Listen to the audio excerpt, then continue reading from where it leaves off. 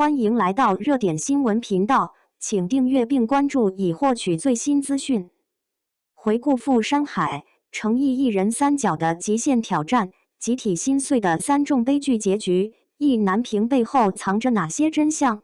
随着赴山海落下帷幕，这部原本被寄予厚望的 S+ 级武侠巨制，最终却以三众悲剧的结局，让无数观众陷入了意难平的情绪中。诚毅一人分饰三角现代社畜萧明明、古代权力帮主李晨舟、重情侠客萧秋水，三人命运皆以死亡收场，彻底打破了国产武侠剧主角光环不灭的传统套路。这场关于命运与牺牲的叙事，被粉丝称作史上最虐的大结局。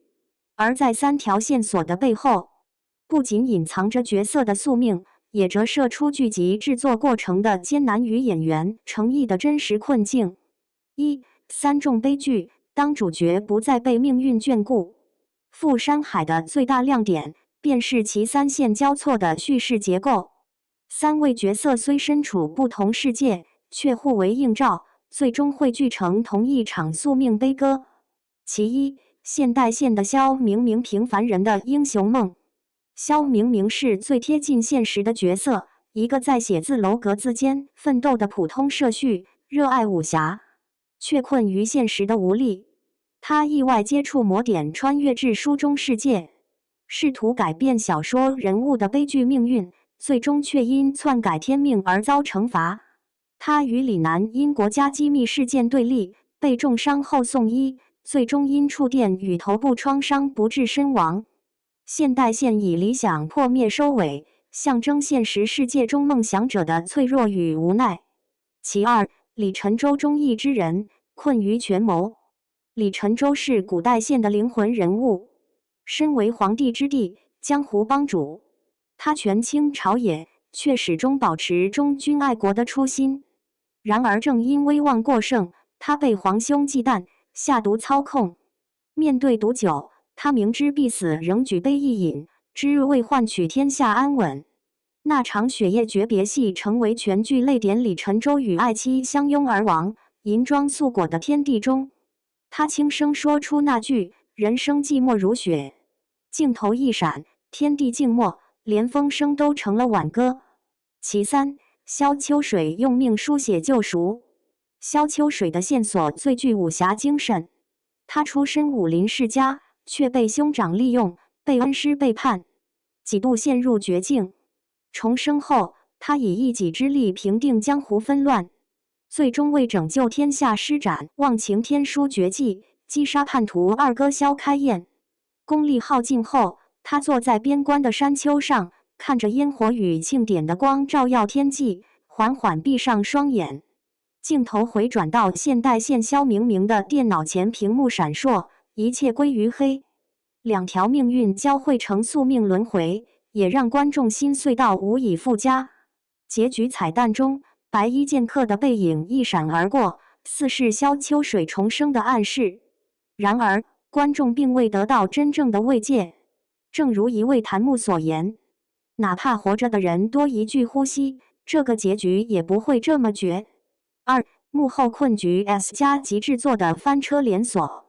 赴山海的剧情虽宏大，但其背后的制作过程可谓一波三折。最初，该剧以重塑武侠精神的口号启动，被视为拯救国产武侠的希望之作。官方预约量突破1100万，一度位居全平台榜首。然而，从开拍到播出，赴山海几乎没有一天顺风顺水。演员风波频发，男二黄俊杰因私生活争议被除名，剧组不得不重拍部分戏份。而女主李凯欣又因言论风波被舆论围攻，戏份遭大幅删减。这一连串变动直接拖慢了后期制作进度，制作时间仓促，全剧去年10月底才杀青，却在半年内匆忙上线。对于一部投资数亿的 S+ 大剧而言，这意味着后期团队几乎是赶工上线。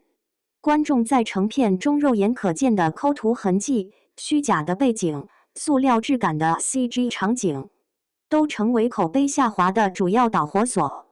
特效场景被调侃像夜游广告，滤镜过度，光晕失真，演员面部几乎无细节。观众一边吐槽，一边叹息，连血都不像真的。这类技术短板让人难以与顶级制作划上等号。3. 程毅的极限挑战，一人三角的心理重压。程毅在剧中挑战一人三角，角色跨度极大，既要演现代社畜的卑微，也要演权谋者的狠厉，还要演侠客的热血。这样的设置本应成为演员展现层次的好机会，但也极考功力。不少观众对他的原声台词提出质疑，认为吐字含糊，语气发虚。程毅在直播中回应称，肖明明刚穿越到古代时，担心暴露身份，所以故意压低声线表现局促。然而，这种表演逻辑并未获得普遍认同。此外，35岁的他饰演少年侠客，也让部分观众觉得违和。尤其与张智霖、王劲松等资深演员对戏时，略显拘谨。外形造型方面，披肩长发加铁刘海被指造型雷同，从琉璃沉香如屑到富山海，几乎如出一辙，引发审美疲劳。观众调侃程毅的刘海从天而降，三世不变。尽管如此，不可否认的是，程毅在富山海中的情绪控制依旧精准。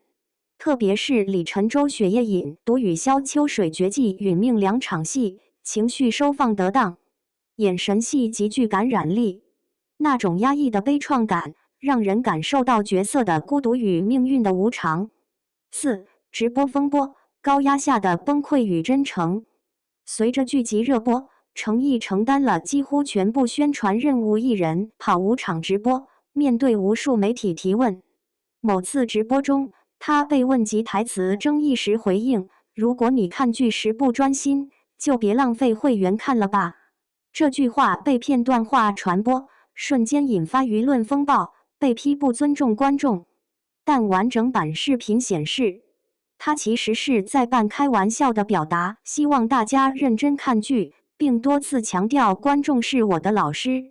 细心的粉丝注意到，当时程毅的手多次不自觉颤抖，情绪明显紧张。